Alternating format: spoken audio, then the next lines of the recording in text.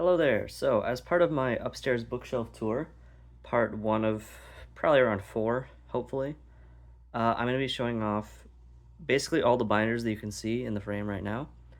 This is not all the binders I have, there's a lot more. There's even some behind these in the closet over there because not all of them fit on the bookshelf, but these are the most notable ones, and also one that I forgot to put out, but is also notable, and it's going to be in this video.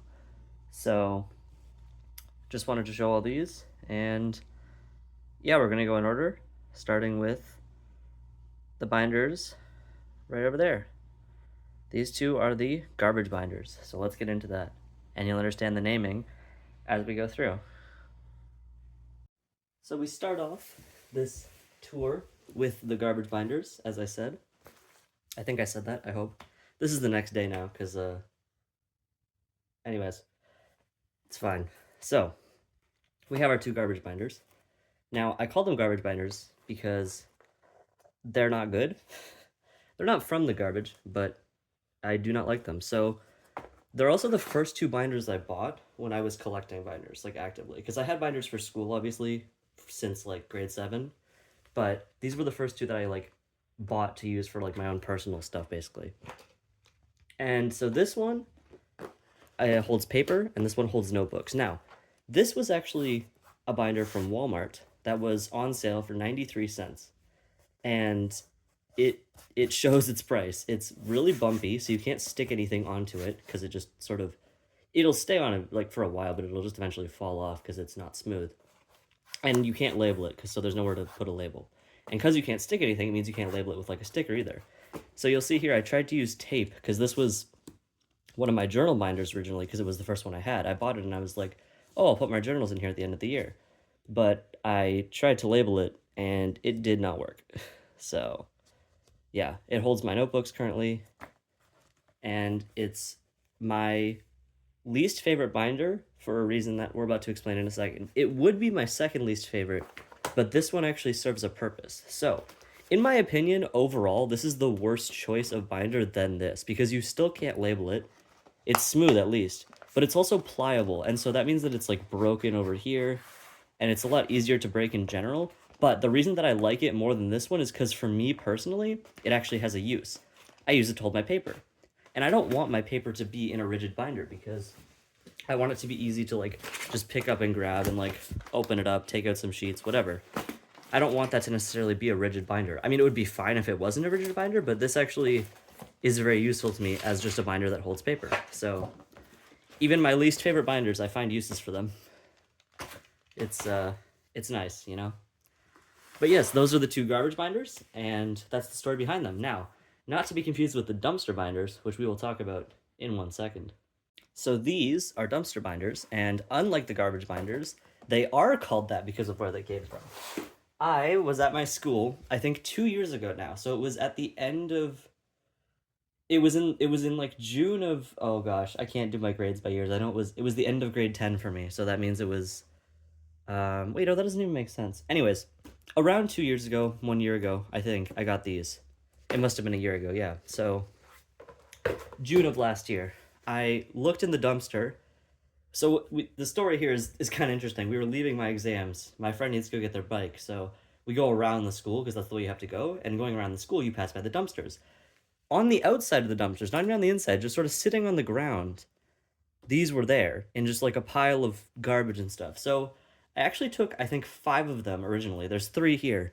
Now, this one you might see a bunch of trading cards. The other 2 are labeled. It's because this is still a garbage binder. You can tell because it's gray. But I store my Pokemon cards in it now. And we will get to that in a second. But I saw these and my friend was like, oh, take one for me. And then I took the rest. So I took 5, gave one to them. And the reason that there's only 3 left is because one of them was like really destroyed, like destroyed enough that I didn't want to still use it. So yeah, I just threw it out because it was like, whatever. I have enough binders that I don't need to keep this one that is like broken. Now for the Pokemon cards, these were originally in a 1-inch binder, and I had to expand it to a 2-inch, which is what this is, because I just had so many of them. And originally the Pokemon cards were stored with the other trading cards that I had that were just sort of random, because I have a binder for Minecraft Dungeons cards, Pokemon cards, Club Penguin cards, and extra cards now. So it means that I just have them all sorted as nicely as I can, because I don't have enough of any other type of card to have a whole binder for it. But yeah, these are all the Pokemon cards. And here's the binder for all the other cards, as you can see. I don't have it labeled on the front, but I believe, I don't know if this is actually correct or not, but if I'm remembering correctly, this is one of the 4 binders that my sister got me for Christmas. So as a Christmas gift, her friend had been like just talking. I guess they were just talking, or they were cleaning some like room or something together, and they saw like a pack of 4 binders that were together. They were 4 1-inch binders, and she was like, "Oh, like would you have any use for these? Because I'm not. I'm just gonna throw them away." And she was like, "Oh yeah, I'll give them to." She gave them to me. So I got 4 1-inch binders for Christmas. So pretty cool gift. And I also got a yellow 1-inch, which is not going to be in this video, but it was really expensive, so I felt kind of bad. But it's really cool because I have like all the colors of the rainbow now as binders, so that's super fun. But that'll be for another time. This time we're just talking about the most important, coolest binders in my opinion, and this is the other cards one. I just thought that story was interesting because it was a pack of 4 1-inch binders that were just given to me, and they're all kind of squished now because they were like tied together really tightly, so it's interesting. Look at this. Look at how nicely I'm flowing. Here's an example of one of the colored binders. So this is actually, oh wow, that's, I just realized it's actually damaged. That sucks. I don't know when that happened. That's crazy. Damn. That's actually really lame. I'm kind of sad about that. I never noticed that before, but this is my Clue binder because for the play in my grade 12 high school, we did Clue on stage. And I put it in a green binder because you'll never guess what character I played. Anyway, so this was one of my 4 colored binders from Costco, and that included 4 of the rainbow colors, which were red, blue, green, purple, I think. But then the other 2, orange and yellow, I swear to goodness, finding an orange or yellow binder is literally impossible. But these were also specific types, because Staples has bubble binders, which we'll get to next, flowing again. Staples has bubble binders, but I wanted these to be flat, so they all would look the same. And so finding an orange flat binder, I was actually in a Target in the US like 2 years ago or a year ago, and I just found it randomly, and I was like, oh my goodness, I need to get this, so I got it. And then my yellow binder, like I said, was just ordered online for way too much money for a 1-inch binder. It was insane. Binders are so expensive. Like, nice binders will set you back, and we'll get to unnice binders after this, but yeah. This is just an example of one of the colored binders. I still can't believe it's broken. That's so sad. Oh, green binder, get out of the shot. Okay. So this is the archive binder, which means that basically I put any sort of random stuff that I find in here. There's, letters in here, papers, tickets to stuff. Basically any sort of like thing that I get that's sort of small and paper-like that I want to keep goes in here in a page protector. I don't want to show it because there is some personal information in here, but I can just show, like, I also just keep like promotional stuff that I get from concerts. So for example, from the Stardew Valley concert, they gave out this. Can I flip the page? Nope. A bunch of personal information on that next page. Hopefully I didn't show it. That's okay. But this was a paper I got from the Stardew Valley concert because I went there, obviously, and they gave these out to everybody. So yeah, I just thought that was like super cool, and I wanted to keep it. So this is what I call a bubble binder because it pops out on the top. As you can see there, it kind of matches the D-ring to go out, which is interesting design. These are Staples brand binders, as far as I know. I assume Staples doesn't like make them in-house. They're just from some factory, but I don't know of anywhere else that does binders that are shaped like this. So these are always the binders that I've had for school. This was my school binder 2 years ago, which was turned into an archive binder. And this year and the year before, I've had a yellow binder. That's this same design. But, interestingly, I want to talk about this for a second. So, I use crayons to color in the pages that I put in these, in the front usually, and in the side. You saw it on the Clue binder as well. You might have been like, oh, what's going on with that? I don't know if it was on any of the other ones I showed so far. It isn't, no. You'll see it in a second with the journals, though. But I did this because, like, very obviously, this is not a matching purple. Like, you can very clearly tell it's a different color, even over here. It's darker than the one on the front because I had to redo this from the first time I did it, so But you can tell it doesn't match. But for me, it's close enough that I'm kind of, for some reason, my brain doesn't process that it isn't matching, and it kind of matches it anyway. So I just see like, oh, purple, purple, great, looks awesome. Even like the giant white holes and stuff. Like this looks like terrible if you wanted it to actually like match, but I just kind of like how it looks. So I've always done this on my binders. I just color them in kind of haphazardly, and it ends up having a lot of white spots and not being very clean. But I feel like it looks pretty good. I mean, good enough, anyways, for me. And I've always liked it. But yeah, I do really like Staples bubble binders. Um, they're not my favorite because they have some issues where like the tab is really hard to pull sometimes. And you might say, oh, well, the tabs are hard to pull on every binder. And I'd agree, but we're going to get to my favorite binder that I have in a second, and you'll see why I have such an issue with the tabs being hard to pull, because the tab on that one is amazing. So get excited for that. But yeah, before we go to the good binder, we have a few more to look through. So we're just going to do that first. And here are my journal binders. Again, like I said before, you see the example of having the background colored into the color of the binder. Now, these ones don't match the color of the binders, but that's on purpose because in theory, by whatever 2 + 6 is, in 2028, I will have the entire rainbow set up on my shelf on the spines. So this one's red, this one's orange, and there's no front cover on this yet because it's this year, so it's not done. But eventually it's going to be yellow. And so in 3 more years, I will have 3 more years? Yeah, in 3 more years, I will have the entire set. So these are all actually different binders. Again, I'm not going to open them on camera just because there can be private stuff in here. But they're all pretty nice. This, I actually haven't used this in a while. I can show this. This tab is insanely nice. This is almost as nice as the one that I'm about to show. This is actually, I don't know where this came from. This is super sick. Huh. Yeah. It's actually a super nice tab. Again, the smaller the tabs are, the easier they're going to be to open. So like a 1-inch binder can have a smoother tab than, a 2-inch. This one is also really nice. I'll just super quickly move this over here. There we go. These front pages are all fine to show. Yeah, these, I actually picked all binders that have really nice opening, which is kind of ironic because if anything, these are binders that I'm only going to open a finite number of times. Like now that I've written this, I'm never going to take pages out of it again, or not really anyways. So it's kind of funny. I might, if I ever get the chance, I might switch them to binders that have kind of suckier tabs so that I can use these on like actual projects. But yeah, this is probably my worst one so far.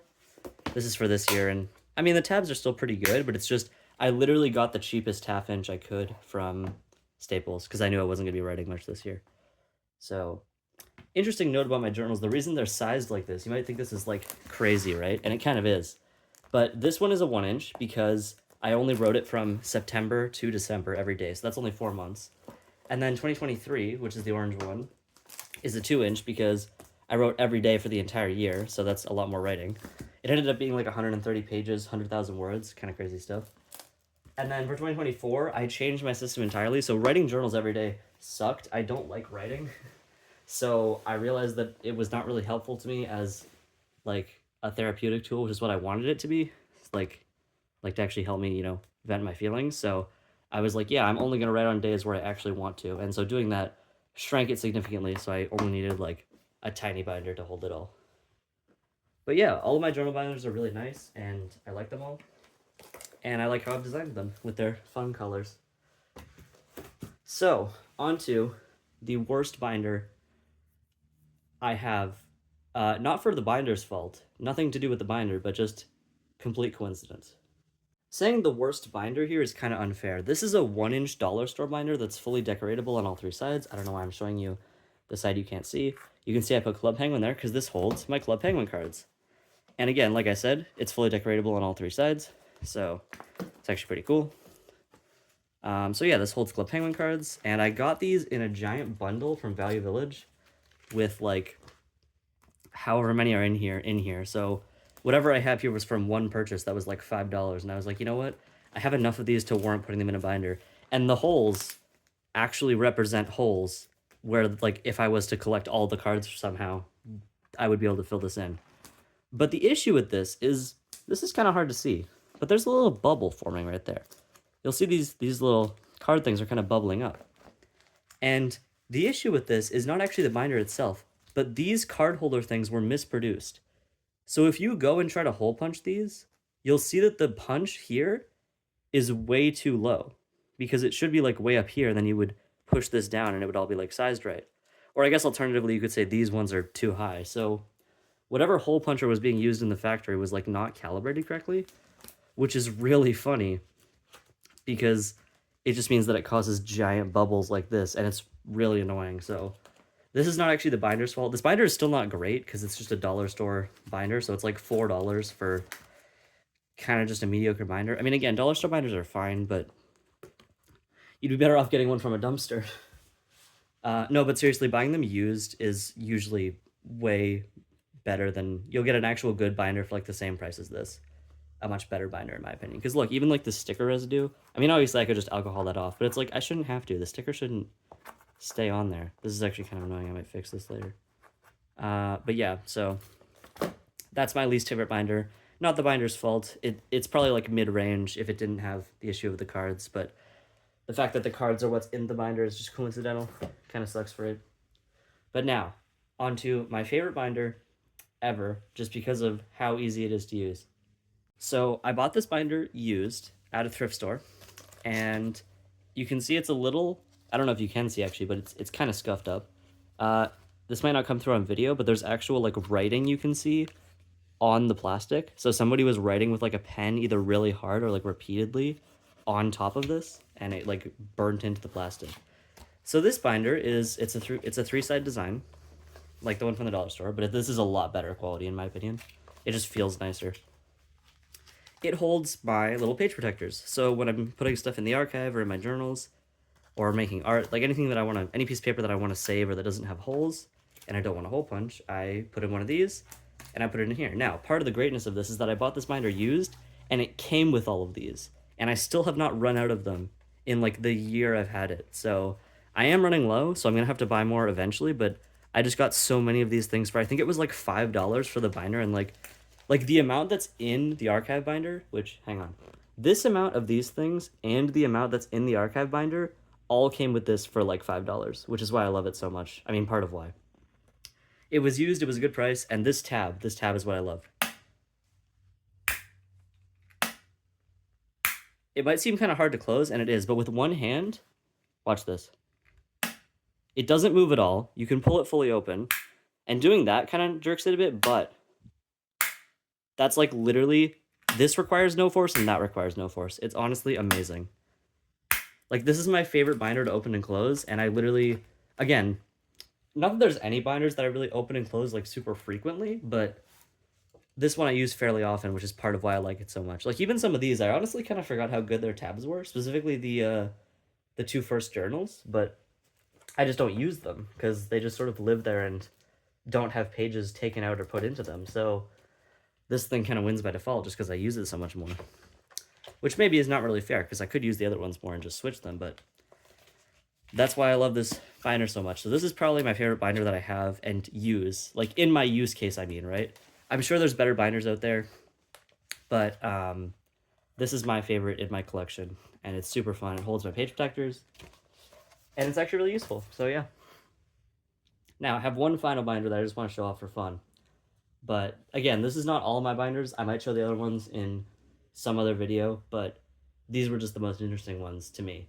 The rest of them are kind of just repeats, like, you know, I have more colors that are still just 1 inches, or this is like the 18th dumpster binder. There's actually no more dumpster binders, but there is some more interesting ones with an interesting story. So I also have notebooks and duotangs and yearbooks and stuff to go through with the rest of the bookshelf tour, because this is part 1 of the upstairs bookshelf tour. This is not even... The original bookshelf tour for downstairs was only 20 minutes all in. I don't know how long this video is going to be, but this is part 1 of, like, I think probably 3, because I've gone through about half the binders, so I can probably go through the other half. Actually, maybe I haven't. Anyways, I've gone through some amount of binders. I have more binders to go through and a few other extra things that live on the bookshelf. So it's really cool stuff, and let's get that final binder out. So I don't know how obtuse this looks from when you're actually watching, but this is a 5-inch binder. And for context, this is what it looks like. It does not even fit in the video frame entirely. So that is 5 inches, supposedly. I mean, I think actually it's the rings that have a diameter of 5 inches, but that's how you like to describe it. So yeah, it's a 5-inch staple binder that can hold 1,270 pages. And you'll also notice that that thing on the side, the decoration thing, is way bigger than the one on the 2-inch version of this that I showed, because this is also a Staples bubble binder. As you can see here, it's kind of ridged. Maybe you can't see that actually, but this thing is impossible to handle. Look at how big those rings are. But yeah, it is technically a bubble binder. The bubble is very small. It's not very noticeable.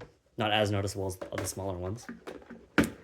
And yeah, this is the opposite of an easy binder to open, because these rings are massive and so are super loud and do that. And you can still pull the tab. You can't do it with one hand. You need to like hold the binder down. And, you know, again, it's crazy. I got this for no reason. As you can see, it's empty. But I guess my end goal was always kind of, if I ever write like 1,000 pages of journals, they're all gonna go in here in one like giant collection. So this would be like from 2020 to 2030 or something, you know? I don't know if it'll ever get to that point, but I think that would be really fun. It would honestly just be inconvenient though. Like I wouldn't leave it like that permanently. I just kind of want to try it, but this was just so fun, so I had to have it, and it's such a fun thing to have. Because sometimes I just look at it on the shelf and I'm like, man, that thing is ridiculous. There's no reason for that to exist. Because literally any capacity where you're using a binder this big, just use like 2.5 inch binders or something, or 3-inch binders. That would make so much more sense than using 1 5-inch binder that you can never like move around. Because look at how floppy this thing is. Like you have to be really this thing is fragile. You have to be like careful with it. But yeah, so that's all the binders for today. Hopefully I can edit this together well enough. It should be pretty easy. It's just cutting between video files. But, you know, we shall see how it goes. And hopefully for part 2, we can get the rest of the binders out here to talk about them. I do still have more binders that came from Value Village. I have more binders that came from... Sorry, not Value Village. I have more binders that came from a different charity shop near me, which is... they were really good as well. They were like 50 cents too, because it was actually like... Unlike Value Village, which is a for-profit company, this was an actual charity shop, so they were really cheap because it's all just donations and stuff, right? It's going to charity. But yeah, I have some really cool stuff to show off, and this has been some of it.